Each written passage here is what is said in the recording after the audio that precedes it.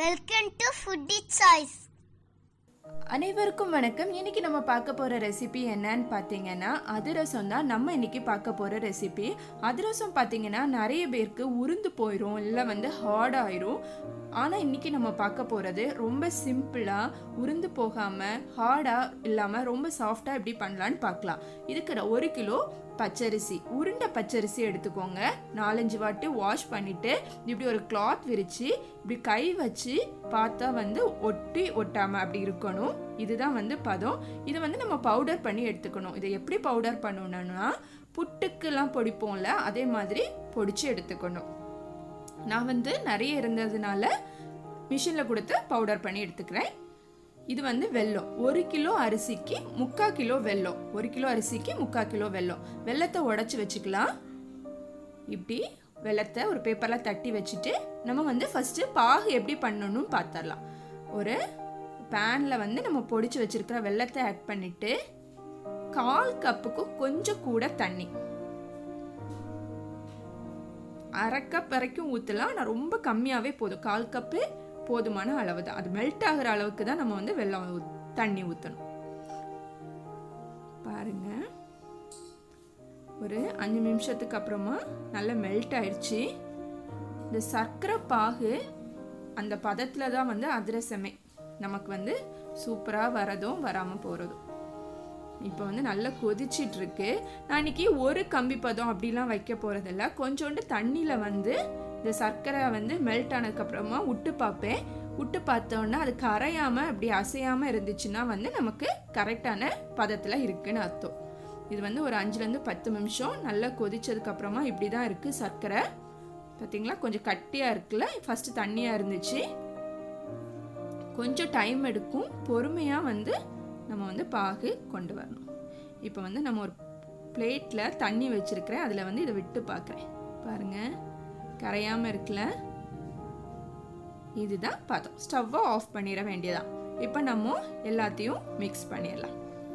அரிசி, அதில் வாசனைக்காக ஏலக்காய் தூள், 1 ஸ்பூன் ஏலக்காய் தூள் போட்டுட்டு கசகசா அது 1 ஸ்பூன்லேருந்து 2 ஸ்பூன் அளவுக்கு போட்டுக்கோங்க. போட்டுட்டு நம்ம பாகு ரெடி பண்ணி வச்சுருக்குறோம்ல, அதையும் இதில் ஊற்றி கொஞ்சம் கொஞ்சமாக விட்டு நம்ம மிக்ஸ் கொடுக்கலாம். கொஞ்சம் கொஞ்சமாக விட்டு நல்ல ஒரு மிக்ஸ் கொடுத்துடலாம். ஆறிடக்கூடாது. ஆறுனா கொஞ்சம் பாகு ஹார்டாயிரும். உங்களுக்கு கல் ஏதாவது இருந்துச்சு அப்படின்னு நினச்சிங்கன்னா ஃபில்டர் பண்ணி கூட ஊற்றிக்கலாம். எனக்கு கல்லெல்லாம் இல்லை, அதனால் நான் அப்படியே ஊற்றிடுறேன். ஊற்றிட்டு மிக்ஸ் கொடுத்துடலாம். மிக்ஸ் கொடுத்துட்டு காட்டுறேன் பாருங்கள். மிக்ஸ் பண்ணதுக்கப்புறமா எப்படி கன்சிஸ்டன்சி இருக்குன்னு. இப்படி தான் இருக்குது. ஃபுல்லாக மிக்ஸ் பண்ணியாச்சு. பாருங்கள், இப்படி எடுத்து ஊற்றுனா இந்த மாதிரி இருக்கணும். இது நம்ம ஒரு 2 டேஸ்க்கு அப்புறமா தானே பொரிக்க போகிறோம். அதனால நமக்கு இந்த கன்சிஸ்டன்சிக்கு இருந்தால் போதும். இப்போ 2-3 டேபிள் ஸ்பூன் நெய் விட்டுக்கோங்க. நல்ல வாசனையாக இருக்கும்.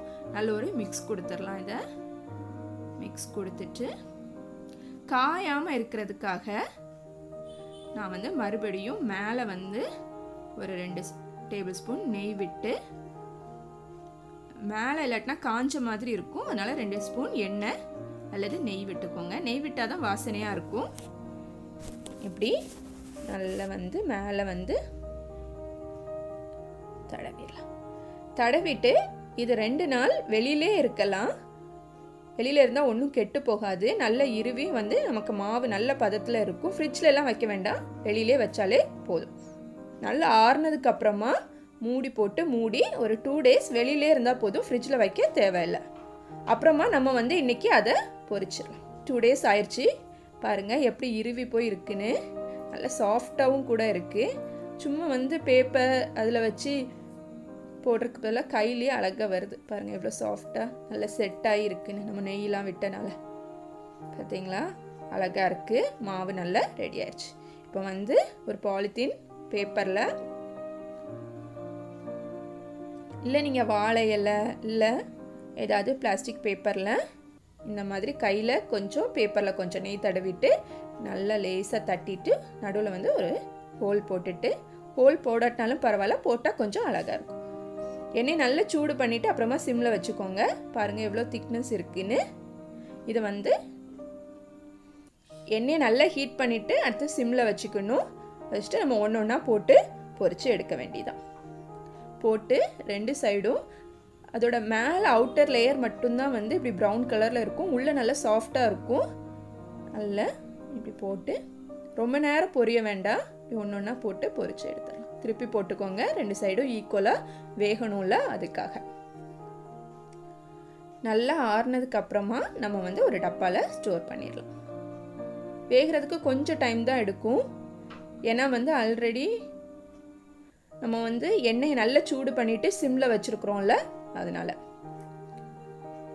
இப்படி நான் வந்து பெரிய எண்ணெய் சட்டி வச்சுருக்கிறனால நிறைய போடுறேன். நீங்கள் வந்து சின்னதுன்னா 1-2 போட்டுக்கோங்க.